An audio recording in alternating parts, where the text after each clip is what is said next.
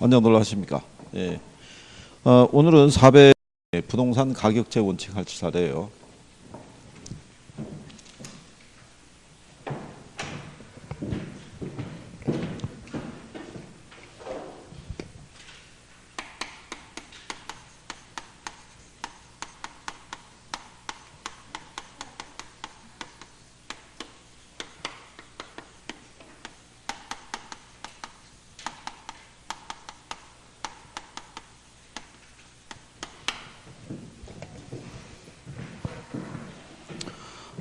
이 가격제 원칙에 대한 부분은요, 감정평가의 기초에서 지역 분석하고 개별 분석, 그 다음에 얘하고 둘이 그래도 이제 돌아가면서 한 문제 정도씩 나올 수 있는 개연성이 있어요. 그래서 출제자들이 일단 선호하는 이유는요, 감정평가의 절차 과정상 이 가격 원칙하고요, 지역 분석하고 개별 분석의 논리가 반영이 돼야 되고, 예, 그래서 기본적으로 정리를 좀 하시면 되겠고, 얘는 시장에서 이제 부동산 가격이 어떻게 결정되었고, 그죠? 그게 어떻게 이제 유지가 되는지에 대한 것을 설명해 주는 거예요. 원칙을 들어서. 가령 예를 들어서, 요게 이제 대상 부동산이라고 그럴 때, 대상 부동산은 이제 감정평가의 대상이 되는 부동산을 줄여서 대상 부동산이라고 그래요. 얘를 평가할 때, 만약에 평가사가 이 물건의 가치는 5억 정도가 적정하다라는 의견을 제시를 해요. 그죠? 그러면 얘를 왜 5억으로 결정을 했는지에 대해서 이 원리를 들어서 설명해 주는 거예요. 그러면 일단 부동산의 가치는 무슨 상태를 기초로 해서 가치를 구해 줘야 되냐면, 이 상태를 기준으로 가치를 구해 줘야 되는데, 요 최이호 이용이라는 건요, 개별 부동산의 상태를 기준으로 판정하는 거예요. 근데 개별 부동산의 최이호 이용에 대한 부분은 그 지역의 변화에 영향을 받아요. 지역의 변화에. 그러니까 가령 예를 들어서 우리가 지난번에 강의할 때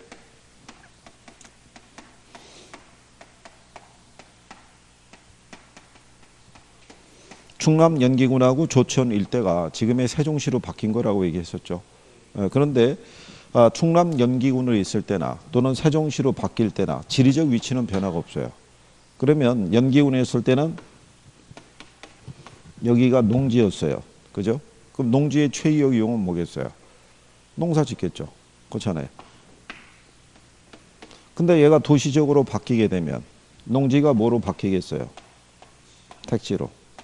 그러면 최이호 이용 상태가 달라지잖아요. 그렇죠? 네, 그러니까 이걸 5억으로 결정할 때는 이거를 적용하기에 앞서서 먼저 토대가 되는 원칙이라고 그래요. 전제가 되는 원칙이 뭐가 있냐면 변동의 원칙과 예측의 원칙이라는 게 있어요. 그러니까 이거를 이제 본 거예요. 지역의 변화를. 지역에서 여기서 5억이라고 결정해 준 거는 현재 농사를 짓는 과정에서 발생하는 수익을 근거로 판단하는 게 아니라 뭐를 기초로 판단했다는 거예요? 이 변화되는 거를 기초로 판단했다는 거예요. 그죠? 그래서 이거를 전제하는 거고요. 그리고 최이호 이용인지 아닌지 여부를 판정하기 위해서 내부 측면하고요,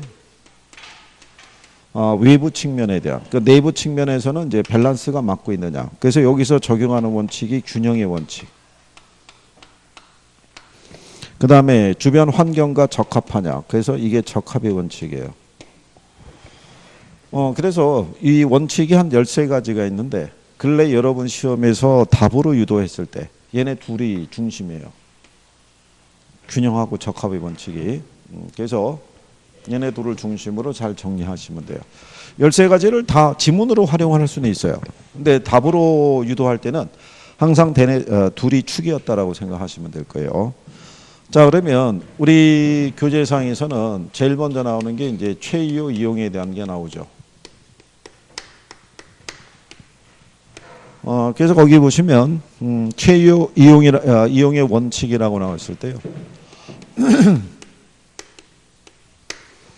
부동산의 가치는 이 상태를 기준으로 가치를 구하라고 얘기를 해요. 그렇죠? 이거는 왜 이걸 기초로 해서 가치를 구해야 되냐면, 앞에서 여러분들이 배웠던 부중성이라든가 용도의 다양성이 있죠. 그게 있기 때문에 부동산의 가치는 최이호 이용 상태를 표준으로 해서 구해야 된다는 거죠.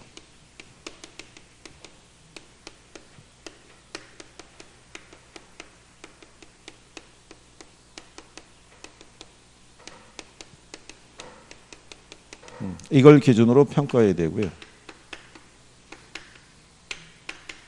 이론적인 근거는 부동산에는 부증성과 또는 뭐가 있어서 용도의 다양성이라는 게 있기 때문에 무슨 상태를 기준으로 평가해야 된다는 거예요. 최이호 이용 상태를 기준으로 평가해야 된다라고 얘기하는 거예요. 자, 그러면 우리가 지난번에 앞에서 배우셨죠. 최이호 이용이라는 거는 뭐를 최이호 이용이라고 그랬어요? 최이호 이용이라는 건. 아니 그냥 이렇게 생각해 보세요. 여기 있죠. 역. 예? 역 주변에 지금 들어서 있는 건물을 보면 주택이 많아요, 상가가 많아요, 아니면 공장이 많아요. 그런 게 최이호 이용인 거예요. 예? 누구나 생각할 수 있는 일반적인 사고를, 정상적인 사고를 갖고 있는 사람이라 그러면 누구나 행할 수 있는 이용을 우리가 무슨 이용? 그걸 최이호 이용이라고 그래요. 근데 우리 교재 보면 461페이지에 위에서 네 번째 줄에 보면은 특수 상황의 최이호 이용 분석이라고 해놨죠. 예. 근데 이제 그거는 이제 무슨 얘기냐면요. 뭐 이런 거예요. 만약에 여기가 상업지역이에요. 그러면 여기 들어서 있는 애들이 100% 상가만 들어서 있냐면 그렇진 않아요. 이 안에 가게 되면 병원도 있을 수 있고요. 호텔도 있을 수 있고 영화관도 있을 수 있어요, 없어요? 있을 수 있죠. 이거는 최이호 이용의 특수 상황이라고 보는 거예요. 특수 상황. 그러니까 이거는 예외적으로 인정해 준다는 거예요. 예외적으로. 그래서 이제 그런 내용을 얘기하는 거죠. 그래서 거기 보시면 단일 이용이라고 나와 있죠. 우리가 싱글 유즈라고 얘기하는데 우리가 주택가를 가게 되더라도요. 주거 지역을 다 주택만 있는 건 아니에요. 그죠? 세탁소도 있을 수 있고 또 예를 들어서 슈퍼도 있을 수 있고 또는 뭐 헤어샵도 있을 수가 있고 그런 것들을 우리가 얘기하는 거죠. 그래서 거기 보면 주거 지역 내 뭐가 있다는 얘기예요. 슈퍼마켓 이런 것들이 있다는 얘기죠. 그 다음에 중도적 이용이라는 건요. 예를 들어서 원래는 이제 상업지역이면은 상가라든가 오피스를 건축을 해야 되는데 현재는 개발 여건이 성숙이 안 돼 있는 거예요. 경기가 별로 안 좋기 때문에 지금 개발해서 분양해봐야 큰 이익을 기대하기 힘들어요.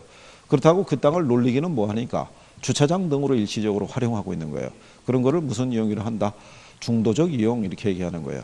근데 여러분 시험에는 뭐가 나왔냐면 최이호 이용의 특수 상황에서 초과 토지하고요. 잉여 토지를 구분하는 것을 출제를 했어요. 시험에서는. 그래서 잉여 토지인데 제목을 뭐로? 초과 토지로 이렇게 출제했던 선례가 있어요. 잉여 토지는 뭐 생각하시면 되냐면요.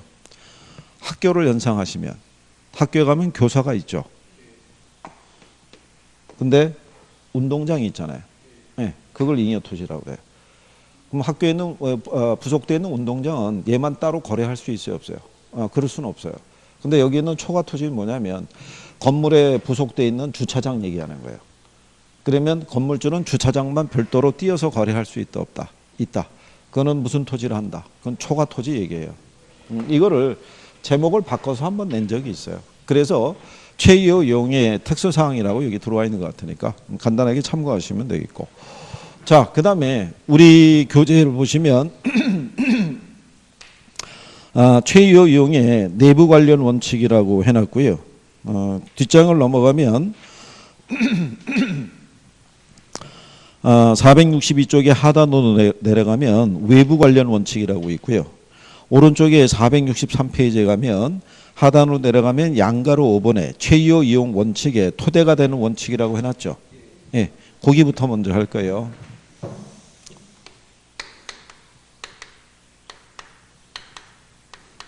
순서에 입각하면요. 얘를 먼저 하는 거예요. 얘를. 네, 그래서 제일 먼저 나오는 게 변동의 원칙이라고 있어요.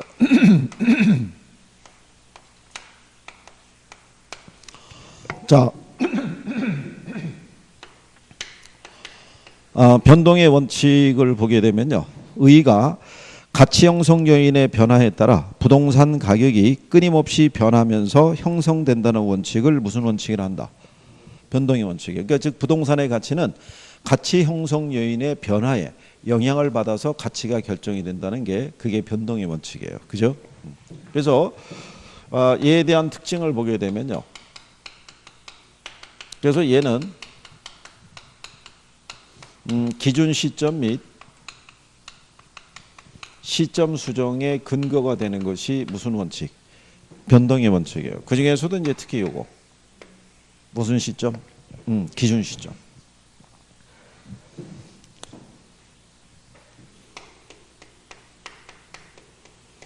자, 지방에 A라는 도시가 있어요. 이 도시에는 원룸이 하나 있어요.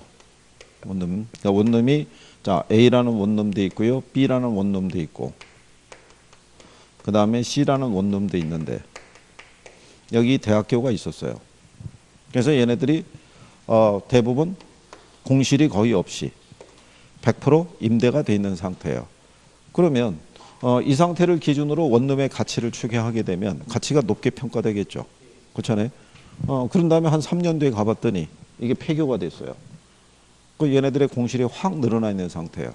그럼 같은 물건인데 주변 여건이 달라졌잖아요. 그럼 가치가 어떻게 돼요? 낮게 평가될 수도 있죠. 그렇기 때문에 우리는 뭐를 기준으로, 기준 시점을 기준으로 가치를 평가해야 된다는 거예요. 물건의 상태는 계속 달라질 수 있다 없다? 있다. 그러니까 물건의 최이호 이용 상태도 달라질 수 있는 거예요. 그래서 이거를 먼저 적용해봐라 이런 얘기가 되는 거예요. 자, 그 다음에 이제 두 번째가 나오는 게 예측의 원칙이에요.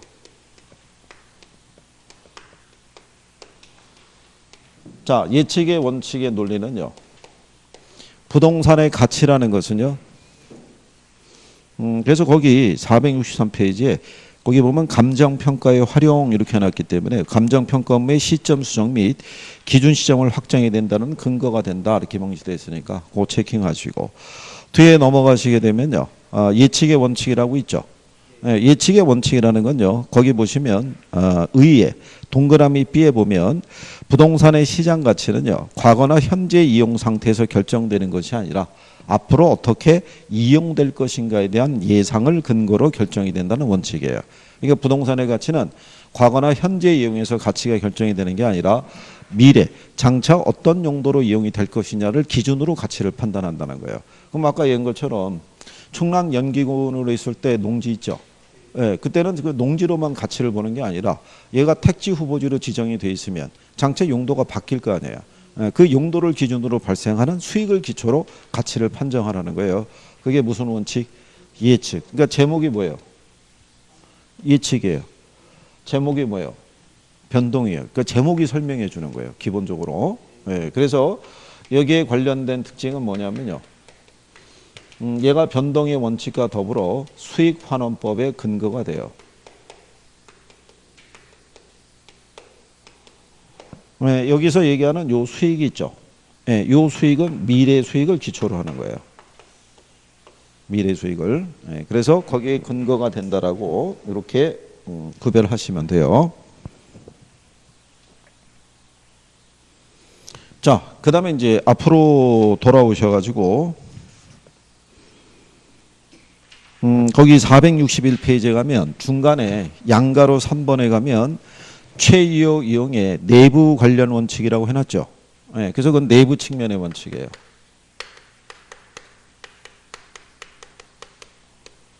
내부 측면의 원칙에서 가장 대표적인 게 균형의 원칙이에요. 얘가 이 안에서도 중요하네요. 균형의 원칙이. 균형이라는 의미가 뭐냐면 밸런스를 얘기를 해요. 밸런스가 맞아 있느냐. 그래서 얘는 이 부동산의 가치라는 것은요.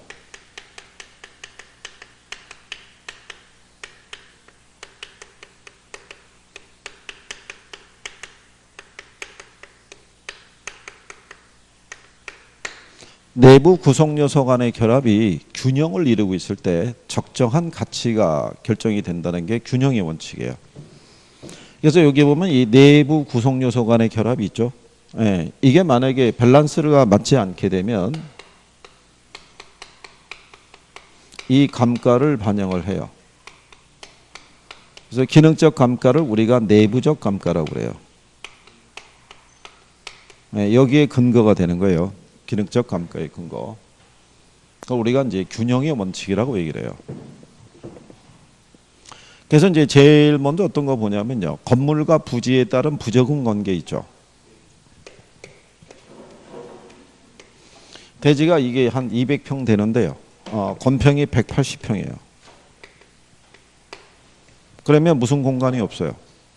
주차 공간이 없잖아요. 그렇잖아요. 그 옛날에 지어진 건물들이 대부분 이랬다는 거예요. 그러면 밸런스가 안 맞잖아요. 그럼 감가를 적용할 수 있죠. 그렇죠? 10층짜리 건물인데요. 화장실이 1층 밖에는 없대요. 이것도 밸런스가 안 맞을 거 아니에요. 그렇잖아요. 애초에 설계가 잘못되어 있다든가 뭐 이런 얘기가 되겠죠. 그렇잖아요. 이런 식으로 자체적으로 또 여러분 최근에 시험에 나온 거 뭐냐면 전원주택인데 천장의 높이가 너무 높아요. 과대 계량이 돼서 냉난방비가 너무 많이 들어가는 거예요. 그럼 그것도 뭐가 안 맞는 거예요. 밸런스가 안 맞는 거죠. 그런데 그거는 자체적인 문제잖아요. 그죠? 내부적인. 그래서 기능적 감가의 근거가 되는 게 무슨 원칙? 균형의 원칙이라고 얘기하는 거예요. 이해하시겠어요? 네, 그래서 특히 균형의 원칙에 대해서 내부 구성 요소 간에 했을 때 가장 큰 문제로 냉난방비 있죠. 이런 표현 잘 써줘요. 네, 그래서 그거랑 관련한 것이 균형의 원칙이다. 그리고 수익체증 체감의 원칙이라고 있는데요. 예, 그거는 미국에서는 지금은 균형의 원칙에 포함시켜 버렸어요. 근데 우리는 아직 그냥 그대로 두는데 뭐 그건 참고하셔도 되고요. 큰 어려움은 없는 거고요.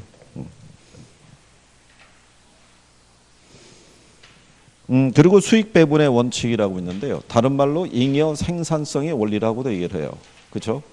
그거 저기 지대론 할 때 설명한 거는 기억 안 나시죠? 네? 표정이 어이가 없다는 표정이군요. 네? 그걸 어떻게 기억하냐? 뭐 이런 얘기네. 김총각 기억 안 나?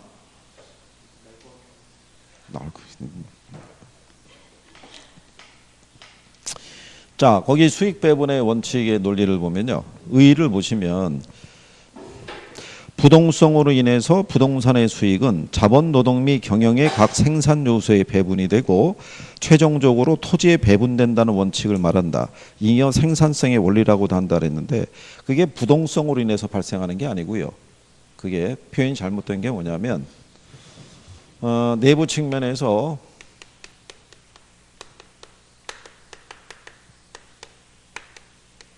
다른 말로 잉여 생산성의 원리라고 그래요.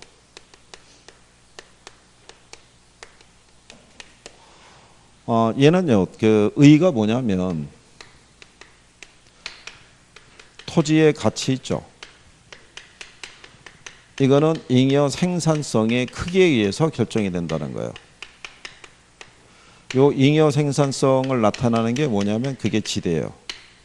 지대. 예, 그래서 얘가 토지잔여법이라든가 또는 수익분석법의 근거가 된다라고 얘기를 해요.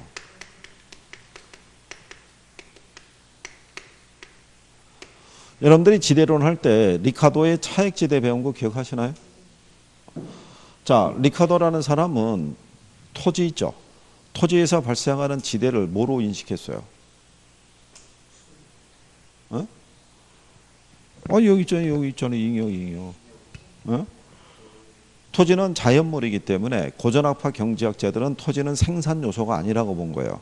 그죠? 그러면 여기 토지에 노동과 뭐를 투입을 해서 자본을 투입해서 생산을 하죠. 네, 그럴 때 생산물 가격이 있죠. 이게 100만 원이에요. 근데 노동에 대한 대가로 50만 원 줘야 되고요. 자본에 대한 대가로 50만 원 줘야 돼요. 그러면 토지에 대해서는 생산 요소가 아니니까 토지는 생산에 대한 대가를 지불할 필요가 없죠. 그러면 얘들은 지불해야겠죠. 그러면 100만 원 갖고 노동과 자본에 지불을 하게 되면 남는 지대가 있어요, 없어요? 이걸 한계제라고 본 거예요. 이거를. 근데 요 토지에 비옥도가 좋아요. 비옥도가 좋아서 100만 원이 아니라 120만 원의 생산이 발생을 해요. 그러면 노동과 자본에 지급하는 요 생산비가 일정하다고 얘기했거든요. 그럼 얘네 똑같이 100만 원 지불할 때 얘는 비옥도가 좋으니까 남는 잉여가 있어요, 없어요? 있죠. 그러면 요 남는 잉여의 크기가 토지의 가치를 결정해 준다는 거예요. 그러면 뭐가 좋을수록 비옥도가 좋으면 좋을수록 잉여가 커질 거 아니에요. 그러면 토지의 가치는 그만큼 비싸진다 이런 논리인 거예요. 무슨 말인지 아시겠나요? 부동성으로 인해서 제시되는 게 아니라 고전학파 경제학자들은 토지 자체를 생산 요소로 보지 않았던 논리예요. 무슨 말인지 이해하시겠죠? 그게 표현이 조금 그래서 지금 수정을 해드린 거예요. 그러니까 그런 논리로 이해하시면 돼요. 여기서 이런 부분에 대한 것까지 언급하진 않아요. 만약에 수익 배분의 원칙이 나오면 제목 정도 수준밖에 안 나오니까. 그러니까 이거를 이해하려고 그러면 지대론 개념이 있어야 돼요. 지대론. 그죠? 왜 여러분들이 그 구성했을 때 리카도의 차액지대를 보면 모든 토지의 생산비는 똑같다고 본 거잖아요. 그죠? 예, 그러면 지대의 차이라는 건 어디에 의해서? 비옥도의 크기에 의해서 결정이 된다. 뭐 이런 거 배우셨던 기억이 있을 거예요. 그죠? 그래서 그때 그거 설명할 때 같이 했던 거죠. 자, 그 다음 그 밑으로 내려가면요. 외부 측면의 원칙이라고 있어요.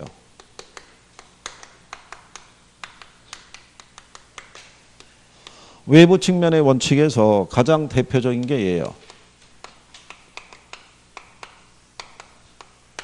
적합의 원칙이에요. 그럼 얘도 뭐가 설명해요? 제목이 설명하는 거예요. 제목. 그죠? 적합의 원칙이라는 것은요. 부동산의 가치는 인근 지역의 환경에 적합했을 때 적정한 가치를 갖게 된다. 이런 논리인 거예요. 인근 지역의 환경에 적합했을 때요. 시장 수요자들의 선호도가 높아진다라고 얘기한 거예요. 그죠? 그래서 얘가 뭐를 판정할 때 유용하게 쓰이냐면요. 경제적 감가 있죠. 얘를 외부적 감가라고 그래요. 여기에 근거가 된다라고 보시면 돼요. 여기에. 자, 우리가 지난번에 이렇게 얘기했었죠.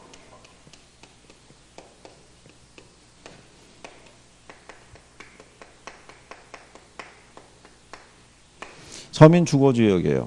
뭐 한 15평에서 한 20평 정도? 이 주변에 이번에 신축주택이 들어섰어요. 규모는 2층이고요. 지하 1층도 있고. 그죠? 이게 신축할 때 이 안에 에스컬레이터도 설치하고요. 총 공사비는 한 20억 들었다는 거죠. 그럼 신축주택이면은 안에 기능은 가장 최신식으로 다 배치했을 거 아니에요. 그죠? 그러니까 내부적인 측면은 문제가 없는데 이렇게 지어가지고 시장에 팔려고 내놓으면은 20억 받을 수 있어요, 없어요? 20억은 못 받겠죠. 왜냐하면 이 동네 집 보러 오는 사람들은 이거 보러 온 사람들이지 이거 보러 온 사람이 아니거든요. 그러니까 얘가 어디에 적합하지 않아요. 인근적인 환경에. 그럼 얘 자체가 문제가 있어서 가치가 떨어지는 건 아니죠. 네. 주변과 어울리지 않으니까 가치가 떨어지는 거예요. 그 감가를 우리가 경제적 감가, 그래서 외부적 감가라는 거예요. 자체보다는 주변과 어울리지 못하니까. 그래서 제목이 무슨 원칙이에요? 적합. 이해하시겠어요? 네. 그래서 그 내용 관계를 저거를 빌려가지고 여러분 시험에도 한번 출제를 한 선례가 있어요. 그래서 그 정도는 기본적으로 정리할 수 있어야 돼요. 자, 그럴 때 거기 463페이지에 가시면 거기 중간에 가면은 동그라미 3번에 외부성의 원칙이라고 있죠. 예. 부연적으로 그거 하나 또 추가로 설명해 드리면 요거는 논리가 뭐냐면요. 부동산의 가치는 외부 효과 있죠. 네. 외부 효과의 영향에 의해서 가치가 결정이 된다는 게 외부성의 원칙이에요. 근데 얘도 특징이에요. 무슨 감가를 판단할 때 경계적 감가를 판단할 때 근거가 돼요. 근데 대부분 경제적 감가를 얘기할 때는 주로 누구를? 적합의 원칙을 대표적으로 내놓죠. 다만 이제 이건 차이가 뭐냐면요. 이런 얘기예요. 지금 이렇게 보게 되면 얘가 만약에 대지가 한 200평이고요. 건평이 한 80평 규모라고 생각하자고요. 그죠? 그러면 여기도 주거지역이 있는데 얘네 전부가 대지가 다 200평이고요. 건평이 다 80평짜리. 그죠? 규모도 다 몇 층짜리. 2층짜리 단독주택으로 이렇게 다 돼 있어요. 그러면 A주택이나 B주택이나 C주택이나 별 차이가 없죠. 예, 그러니까는 서로 간에는 밸런스가 맞아요, 안 맞아요? 맞을 거 아니에요. 그런데 얘도 주거지역인데 이번에 시에서 발표하기로는 여기는 생태공원을 집어넣기로 하고요. 여기는 쓰레기 처리장을 집어넣기로 했어요. 그러면 얘네들 자체, 이 주거지역 자체는 문제가 없는데 외부 요인에 의해서도 가치는 변할 수 있어요, 없어요? 그게 외부성의 원칙이에요. 그러니까 둘 다 경제적 감가를 판정하는 건 똑같은데 접근 방법이 틀리겠죠. 요거는 주변 부동산과의 밸런스가 안 맞기 때문에 감가가 발생하지만 얘네들은 그거는 맞는데 얘네들과 관계없는 외부적인 요인에 의해서도 가치는 변할 수 있더라. 이런 얘기인 거예요. 그래서 제목이 네, 외부성의 원칙인 거예요. 그러니까 뭐를 잘 이해하시면 돼요. 그렇죠? 제목을 잘 이해하면 돼요. 제목을. 그러니까 굳이 외우려고 생각하면 안 되는 거예요. 왜 학개론하고 민법이 시간이 오래 걸리냐면 얘네는 용어를 이해를 해야 돼요. 그래서 시간이 오래 가는 거예요. 외우는 거면 차라리 좋은데. 그렇죠?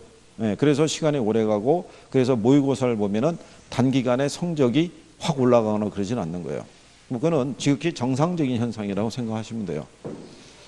그래서 얘를 빨리 끝내야 2차를 갈 거 아니에요. 그렇잖아요.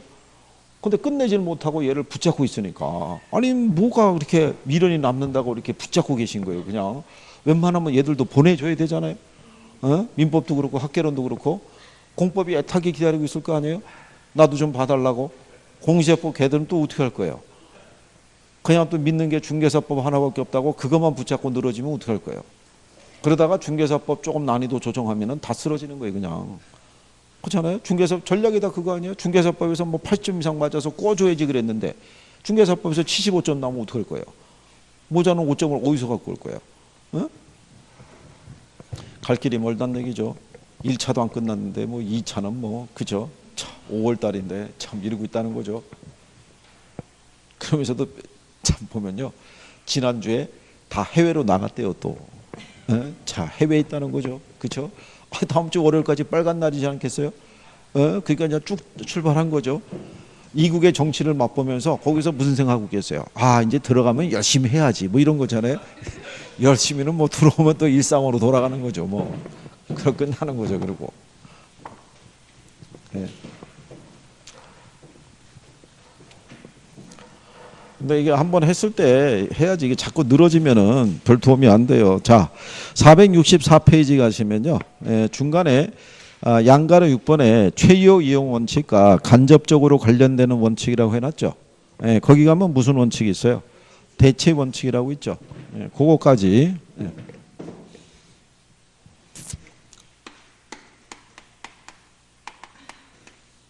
뭐 간접 또는 기타 관련 원칙 이렇게 해놨는데요. 여기서 일단 가장 대표적인 게 대체 원칙이에요. 여기도 제목이 설명하죠. 부동산의 가치라는 것은요.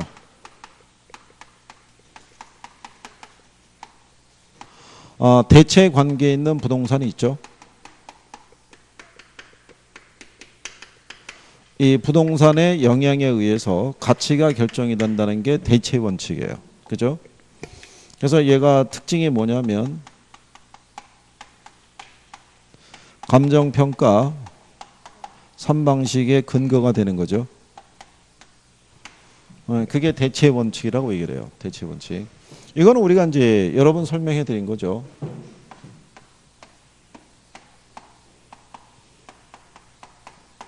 우리 집의 가치는 옆집이 얼마에 팔렸느냐가 기준이다. 이런 얘기예요. 옆집이 5억에 매매가 됐으면 우리 집도 최소한 시세는 얼마가 된다는 거예요. 5억 정도가 될 것이다. 뭐 이런 얘기예요. 이 대체 원칙에 가장 잘 부합되는 게 3방식의 원가 방식이라는 것도 있고요.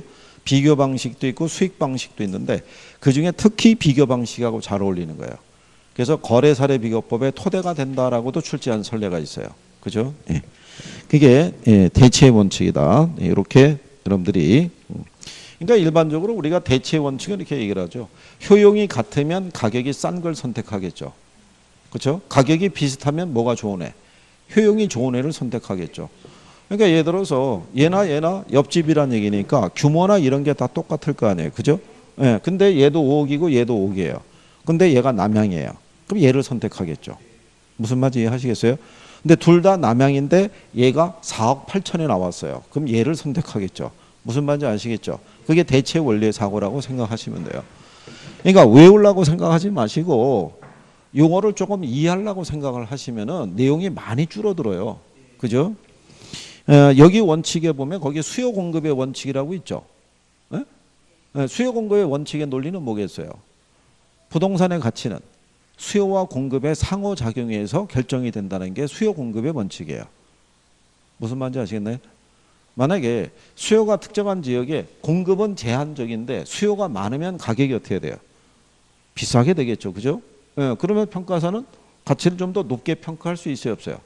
있겠죠. 그런데 가까운 장래 경쟁이 될 수 있는 부동산이 들어설 가능성이 없어요. 그러면 그 지역의 부동산에 대한 수요 대비 공급이 제한적이니까, 그죠? 상대적으로 가치를 조금 더 높게 평가할 수도 있죠. 근데 가까운 장래에 공급이 늘어날 거라고 예상이 되면 높은 수준으로 가치를 평가할 이유는 없겠죠. 그걸 반영하는 거예요. 그거를. 그래서 그런 내용 정도 보시면 되겠고요. 그 다음에 이제 뒤로 가시면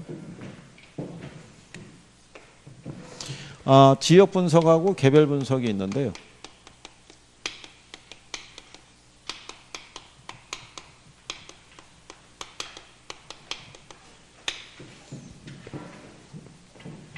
그러니까 시험상에서 그 출제를 했었을 때 만약에 예를 들어서 얘가 27회 때 나왔잖아요.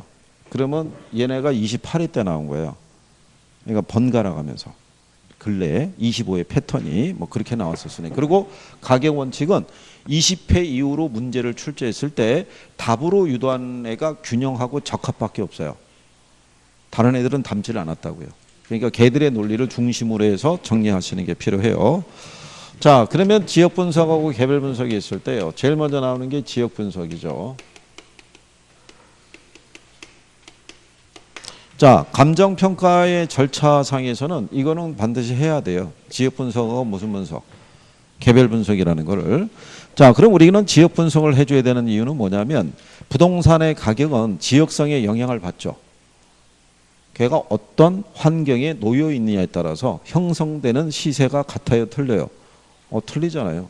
그러니까 당연히 무슨 분석을 먼저 해야 돼요? 지역 분석을 해야 돼요. 가만히 보면요. 이게 단독 다세대가 밀집한 주거지역이 있고요. 공동주택으로 밀집된 지역이 있을 수 있어요, 없어요? 있잖아요. 그럼 거기에 따라서도 뭐는 틀려요? 시세는 틀린 거예요. 얘가 일종 전용 주거지역에 있는지 이종 전용 주거지역에 있는지 어디에 있느냐에 따라서도 달라질 수 있다 없다. 그러니까 평가사가 보고서를 쓰면 그거 다 표현을 해주는 거예요. 그죠? 그럼 거기 보시면 지역 분석이란 대상 부동산이 속한 지역이 어떤 지역 특성을 갖는지 그리고 그 특성이 대상 부동산의 가격 형성에 어떤 영향을 미치는지를 파악해서 그 지역의 표준적 이용과 가격 수준을 파악하는 것을 말한다 이렇게 해놨죠. 그래서 표준적 이용이라는 것은 그 지역의 일반적인 이용을 말하고요. 가격 수준이라는 것은 그 지역의 평균적인 가격을 말한다 이렇게 해놨잖아요. 그래서 우리가 지난번에 이렇게 설명한 거죠. 여기 대상 부동산이 있으면 평가사는 얘가 속한 지역이 어떤 용도를 중심으로 형성된 지역인지를 파악을 해야 돼요. 얘가 상가가 밀집한 지역에 있는지 아니면 주택이 밀집한 지역에 있는지 근데 그 주택도 단독주택 중심으로 돼 있는지 공동주택 중심으로 돼 있는지를 다 살펴봐야 된다는 얘기죠. 그렇잖아요. 그러면 평가사가 요 주변에 이 부동산들에 대한 무슨 상태? 최유 이용 상태를 봤더니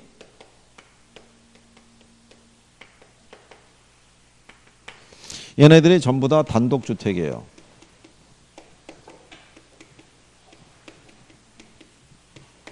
그러면 평가사는 이 지역을 무슨 지역으로 보겠어요? 단독 주택지역으로 보겠죠. 그래서 공법적으로 보면 제1종 전용 주거지역 이렇게 볼 거 아니에요.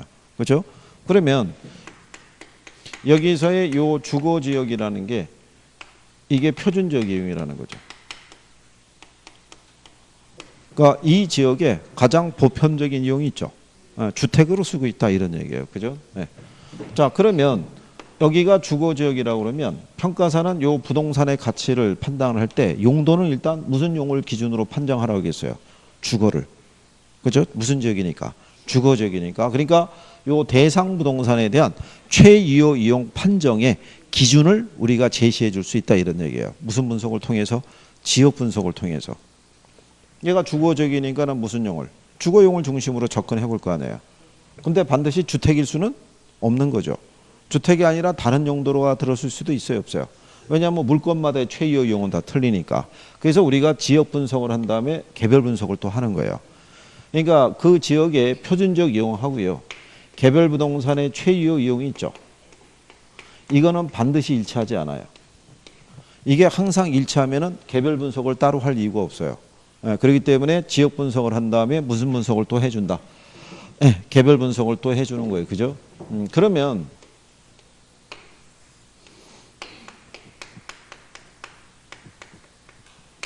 자, 주거지역이 있는데요. 주변에 비슷한 이제 주거지역, 여기 둔산동이고요. 여기는 만약에 오류동이래요. 그럼 둔산동이 있고 오류동이 있으면 평균적으로 어디가 더 시세가 비싸요? 그럼 얘네가 이렇게 시세가 비싸다는 얘기죠. 그러면 여기는 지금 대상 부동산이 속해 있죠. 이게 속해 있는 지역을 인근 지역이라고 그래요. 근데 얘하고 지역 특성이 있죠. 지역 특성이 유사한 지역이 있죠. 여기를 유사 지역이라고 그래요. 근데 얘네가 얘네보다 주거 환경이 조금 더 괜찮아요. 그래서 여기 시세가 한 2,000에서부터 한 2,500 정도 형성이 돼 있어요. 그러면 얘네도 2,000에서 2,500은 못 가겠죠. 주거 환경이 떨어지니까. 그러면 얘네는 현실적으로 한 1,500에서부터 1,800 이렇게 형성이 돼요. 이게 가격 수준이에요. 이게 그러니까 가격 수준이라는 건 지역과 지역 간의 격차를 나타내 주는 거예요. 그래서 이거를 잘 판정하는 사람들이 평가사들이에요. 요 지역 내에 소재하는 요 부동산들이 있죠. 얘들의 구체적인 가격은 중개사가 잘 아는 거예요. 그러니까 중개사들은 물건에 대한 가격에 대한 정보를 잘 알고 있고 평가사들은 지역과 지역 간의 비교를 잘하는 사람들인 거예요. 그죠? 그래서 그러니까 걔네가 볼 때 상대적으로 이게 저평가되어 있는 지역도 있을 수 있어요, 없어요? 있잖아요. 그러면은 짧은 기간이면 한 몇 년 사이에 이게 뛰어요. 쭉 올라간다고요. 실제로 그런 현상이 나타나요. 자, 그러면 유사지역이라는 게 왜 중요하냐면 인근 지역의 상대적 위치를 명백하게 해주기 때문에 얘가 중요한 거예요. 얘 혼자서 이게 도출될 수 있는 게 아니겠죠. 누군가 비교 대상이 있어야 될 거 아니에요. 걔가 누구라는 거예요? 걔가 유사지역이라는 거예요. 또 인근 지역 내에서 사례를 구하기 힘들면 어디까지? 유사지역에서도 사례를 수집할 수 있는 근거가 되는 거예요. 그죠? 그래서 우리는 이 지역 분석하고 개별 분석을 할 때요. 표준적 이용을 토대로 뭐를 판정해야 되냐면 이 가격 수준을 판정해야 돼요. 가격 수준을 구해야지만 요 개개의 부동산 있죠. 이 구체적인 가격을 도출할 수 있는 거예요. 이걸 기초로 해서 요 중에 가장 남향에 위치하고 있고요. 가장 주변 환경의 정비가 잘 돼 있으면은 얘는 가장 비싼 얼마에 1,800으로 평가를 할 수 있는데 그죠? 가장 동향인데다가 가장 골목 후미진 곳에 들어가 있어서 항상 그늘이 지고 이렇게 돼 있다 그러면 얘는 1,500에도 결정이 될 수 있어요, 없어요? 있는 거예요. 그러니까 개별 부동산의 가격을 구체화하기 위해서는 먼저 무슨 분석을 해야 된다? 지역 분석을 통해서 가격 수준을 먼저 판정을 해야 돼요. 무슨 말인지 아시겠죠? 예. 그래서 거기 보면 지역 분석의 필요성이라고 나와 있죠. 일단 이 필요성 중에서 가장 궁극적인 것은요. 이거를 판정하는 게 목적이에요. 예, 이게 가장 큰 거고요. 부수적으로 보시게 되면 지역 분석을 필요로 하는 근거는 표준적 이용을 파악함으로써 대상 부동산의 최이용 이용의 판정 방향을 제시하기 때문이다 이렇게 해놨죠. 그러니까 표준적 이용이 주거 지역이니까 주거를 중심으로 판단할 수 있는 기준을 제시한다는 얘기예요. 그리고 지역 분석을 통해서 사례 자료의 수집 범위 있죠. 예, 이거를 우리가 구분할 수 있다는 거예요. 얘가 만약에 주택이잖아요. 주택이면은 여기서만 사례를 수집할 수 있어요. 인근 지역 내. 주택은 그래도 거래 사례가 빈번하잖아요. 그죠? 근데 얘가 만약에 조그만 규모의 상가나 공장 같으면은 인근 지역에서 사례를 수집하기 어려울 수 있는 거예요. 그러면 어디까지? 유사 지역까지 범위를 넓혀야 되는 거예요. 그죠? 근데 대규모 상가나 공장 같으면은 어디를? 전국을 대상으로 해서 범위가 더 확대될 수 있다고요. 그래서 그런 거죠. 그 다음에 지역 분석에 대상이 있어요.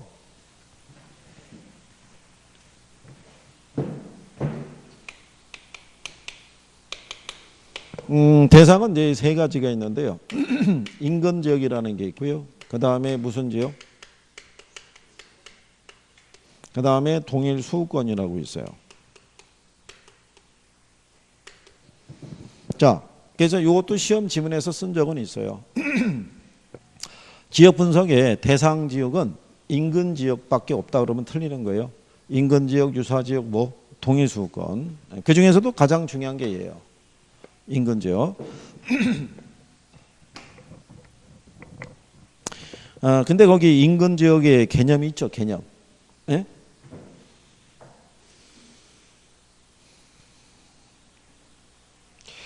우리 교재에는 대상 부동산이 속해 있는 지역으로 대상 부동산의 가격 형성에 직접 영향을 미치는 지역이다 이렇게 해놨잖아요.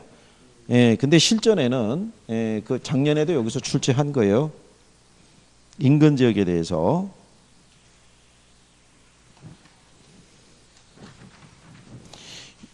용어가 혹시 나와 있으면은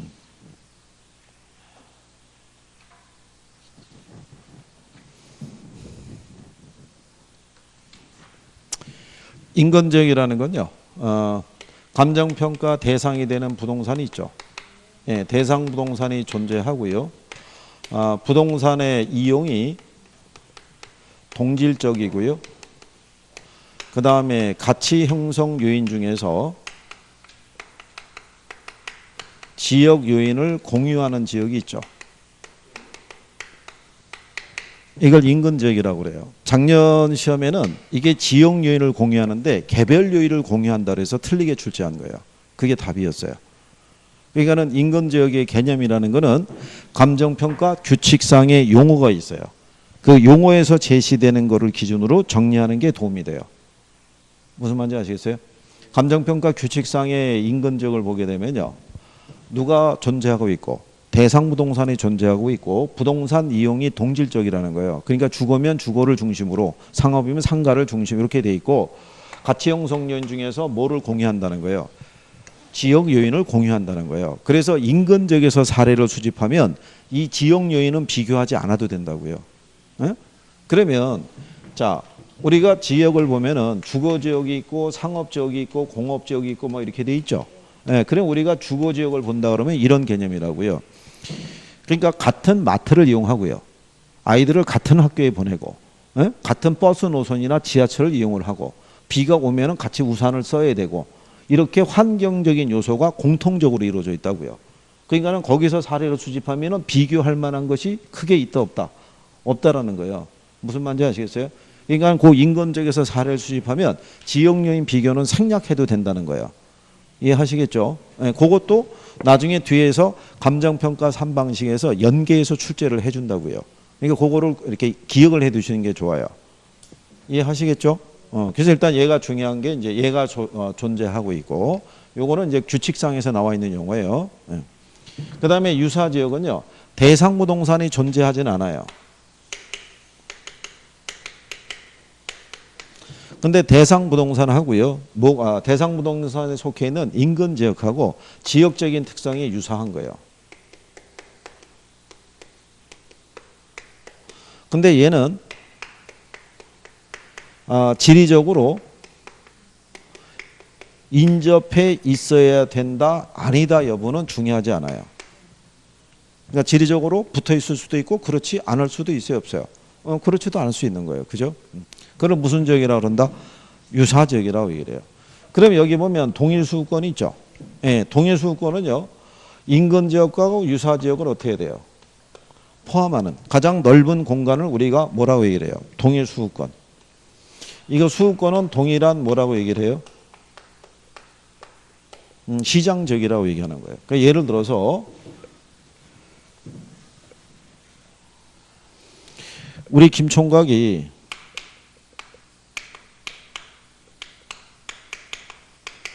대전시청에서 근무할 때 주거를 정해야겠죠. 그렇죠? 그러면 대전시 전역은 우리 김 총각이 주거를 정할 수 있는 공간이 될 거예요. 그죠? 네. 근데 출퇴근이 가능하다 그러면 인근의 세종시에서 올 수도 있어요, 없어요?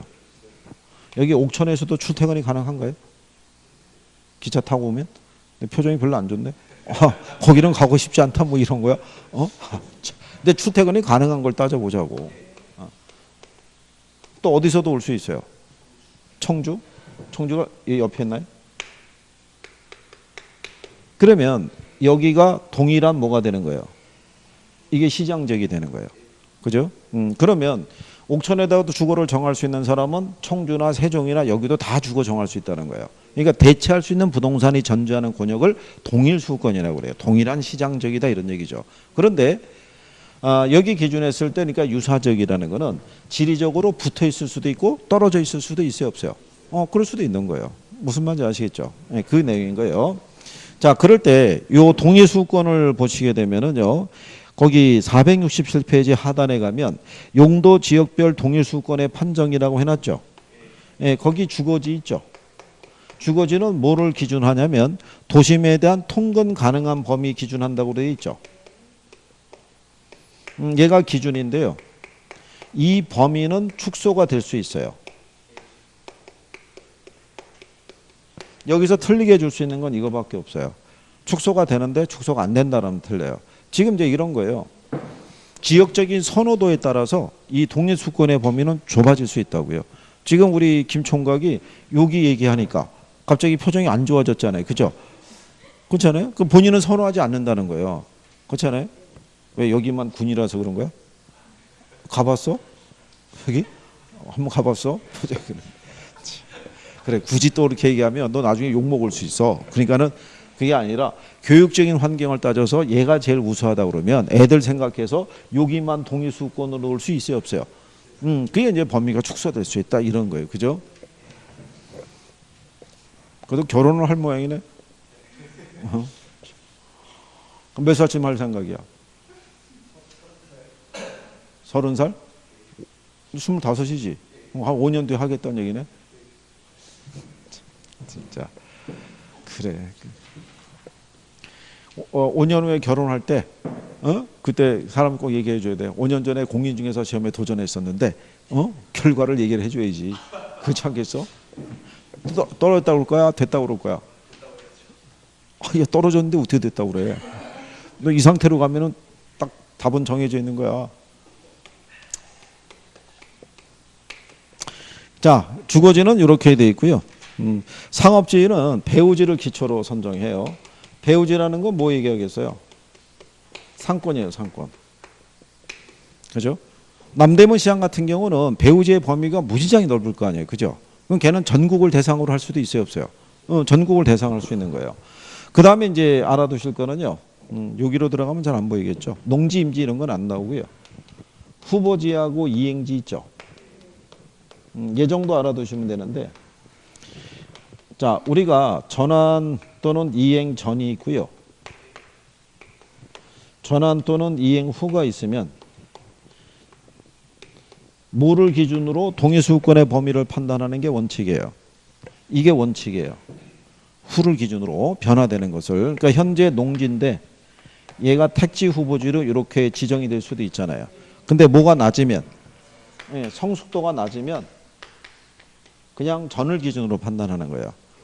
택지 후보지로 지정만 해놨지 바뀔 가능성이 없는 거죠. 그랬을 때는 그거 여기서는 틀리게 줄 수 있는 게 이 후보지 이행지 하고요. 그 다음에 요거 주거지 이런 정도밖에 없어요. 그 정도 기억하시고, 그 다음에 그 밑에 가시면은 개별 분석이라고 나와 있죠. 개별 분석을 해야 되는 것은요, 표준적 이용하고 최이용 이용이 항상 일치한다, 안 한다? 안 한다는 거죠. 그래서 무슨 분석이 필요하다? 개별 분석이. 거기 의에 보면 동그라미 3번에 명시되어 있잖아요. 그죠? 네, 그런 내용이고요. 여기서 우리가 기억해야 될 거는 지역 분석하고 개별 분석의 관계 있죠. 그거를 기억을 해야 되죠.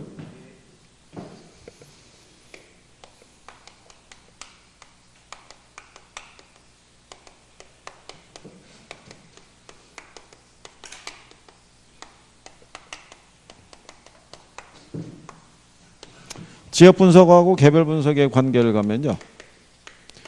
우리가 선행 분석이 무슨 분석이라고 그랬어요? 그게 지역 분석이에요.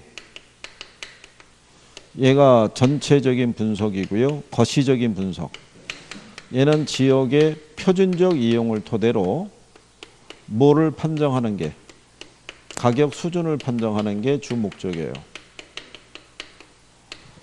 근데 후행 분석이 우리가 개별 분석이라고 그랬어요. 얘는 부분 분석이자 미시적인 분석이라고 얘기하고요. 개별 부동산에 대한 최유효 이용이 있죠. 네. 이거를 토대로 구체적인 가격을 판정하는 거예요. 그래서 우리가 지난번에 이렇게 해줬어요.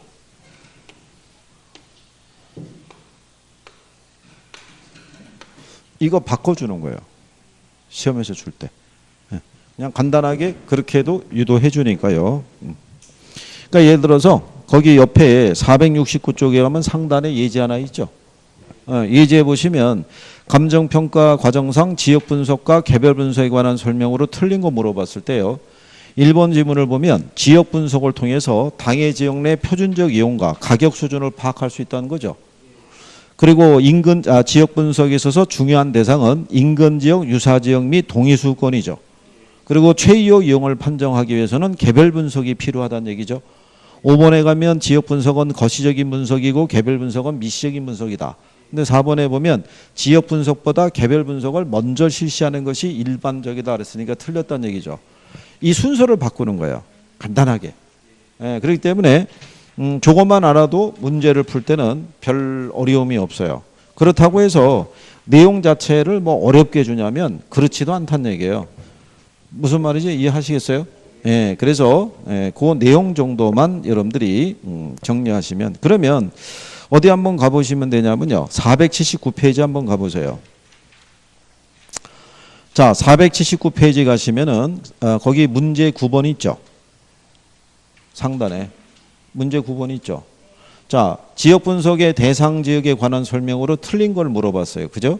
그런데 1번 지문을 가게 되면 사례 자료를 동일 수권 내 유사 지역에서 구할 때 지역 요건의 비교 과정은 필요하지 않다라고 그랬죠. 어디서 구할 때만? 인근 지역에서 구할 때만. 무슨 말인지 아시겠어요? 그 표현에 대한 것도 같이 정리해 두시면 돼요. 자, 여기까지 하셨고요. 뒤로 넘어가서 잠깐 쉬었다가 3방식을 하시죠.